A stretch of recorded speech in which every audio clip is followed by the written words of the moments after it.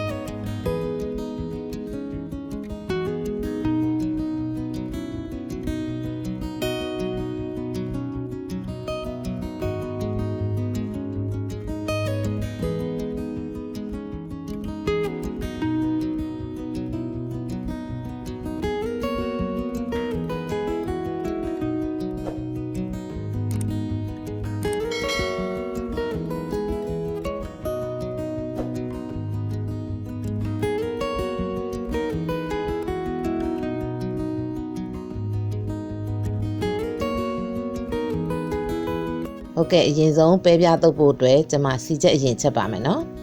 ချက်သုံးပြူစီချက်အရင်ချက်ပါမယ်ရှင်အဲ့အတွက်စီထည့်ပါမယ်နော်စီကိုတော့ကျွန်မကနည်းနည်းများများလေးထည့်ထားပါလေရှင်ပြီးရင်တော့စနွင်းထည့်ပါမယ်နော်ဒါဆိုကျွန်မစီချက်ကိုတစ်ခါချက်ရင်အများကြီးချက်ထားတာပါနော်တုပ်စားလို့ရအောင်လို့ပြီးရင်တော့ကျွန်မကြိတ်ထားတဲ့ချက်သုံးပြူလေးထည့်ပါလေရှင်အဲ့ချက်သုံးပြူလေးတွေကိုကျွတ်ပြီးရဲလာတဲ့အထိပေါ့နော်ကျွန်မကြော်ပေးပါမယ်ရှင်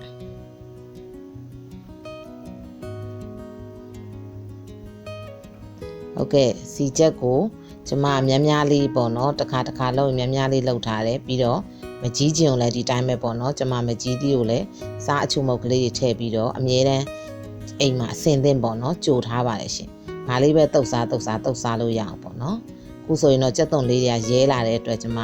ဒီကြက်သွန်လေးတွေကိုအရင်ဆုံးဆယ်ပါမယ်နော်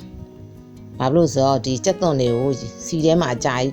ဒီတိုင်းပဲထားလိုက်ပျော့သွားမှာပေါ့နော်အဲ့ဒီအတွက်ကျွန်မကြက်သွန်အရင်ဆုံးဆယ်ထားပြီးတော့အေးခံထားလိုက်တယ်ပြီးတော့မှစီအေးပြီဆိုတော့မှဒီကြက်သွန်လေးတွေကိုပြန်ထည့်ပါရရှင်ဟုတ်ကဲ့စီကြက်ကိုတော့တက်လေးဖယ်ထားပါတယ်နော်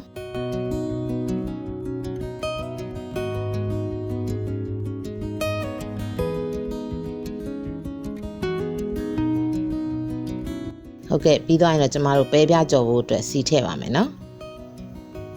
စီပူလာပြီဆိုရင်တော့ကျွန်မပဲပြကြော်ပါမယ်ရှင်ပဲပြလေးတွေကမပြော့မမာဖြစ်နေပြီဆိုရင်တော့အနေထားလောက်ရောက်ပြီဆိုရင်တော့ကျွန်မတို့ဆယ်ပါမယ်နော်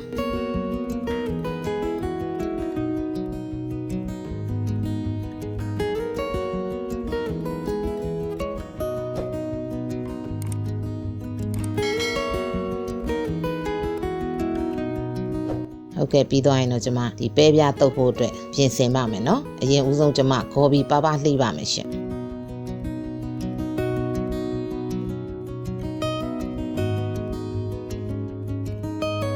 ဂေါ်ဘီလေးတွေကိုပါလေးလှိပါမယ်နော်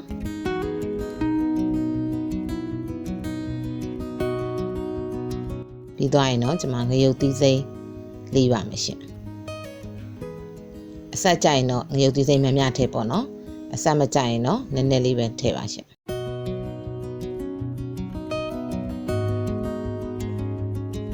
ပြီးသွားရင်တော့ကျွန်မရှောက်ရွက်လေးကိုပါလေးလှီးပါမယ်ရှင်ပဲပြတုပ်လေးမှာရှောက်ရွက်လေးထည့်တော့ရင်အရန်ကောင်းပါတယ်နော်မွေးလေးနဲ့ပို့ပြီးတော့ကောင်းပါတယ်ရှင်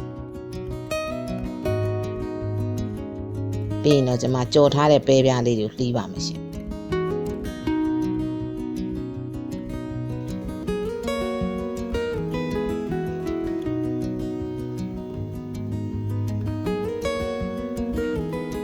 ဆိုရင်တော့တုပ်ပါမယ်เนาะအားလုံးထည့်ပြီးပြီဆိုရင်တော့ကျွန်မအရသာအတွက်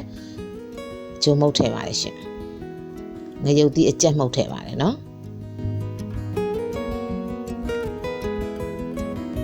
ပြီးတော့စောစောဆယ်ထားတဲ့စီချက်အဖက်ကလေးတွေထည့်ပါတယ်ရှင်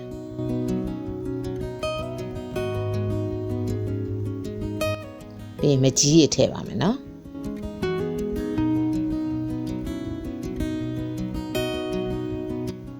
ပြီးရင်တော့အငံအတွက်ငပြားကြီးထည့်ပါမယ်ရှင် ပြီးသွားရင်နော်စီချက်အရေးထည့်ပါတယ်နော်စောစောအဖတ်ထည့်ပြီးပါပြီခုကစီချက်အရေးထည့်ပါတယ်ရှင်ပြီးသွားရင်နော်ပဲမှုတ်ကြက်မှုတ်ထည့်ပါတယ်ရှင်ပြီးရင်နော်အားလုံးသမအောင်နှည့်ပေးရပါမယ်ရှင်ပဲပြတုတ်ကလေးရလဲကျမတို့ဒီနေ့ကင်းနေ့လည်းအစာအပြည့်အတွက်ကောပေါ့နော်နောက်တစ်ခုကကြတော့ဟင်းအဖြစ်လဲပေါ့နော်စားသုံးနိုင်ပါတယ်ရှင်ဒီပဲပြတုတ်လေးရလဲထမင်းနဲ့တွဲစားရင်လည်းထမင်းမိန်ပါတယ်နော်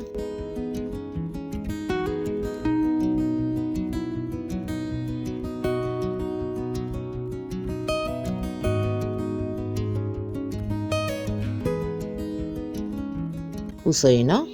ထမင်းစားလို့လည်းမိန်တယ်ဒီတိုင်းစားရင်လည်းစားလို့ကောင်းတဲ့ပဲပြတုတ်ကလေးတစ်ခွဲရပါပြီရှင်ကျမရဲ့ဗီဒီယိုလေးတွေကိုကြိုက်နှစ်သက်တယ်ဆိုရင်တော့ like and subscribe လေးလုပ်ပြီးတော့အားပေးခဲ့ကြပါအောင်နော်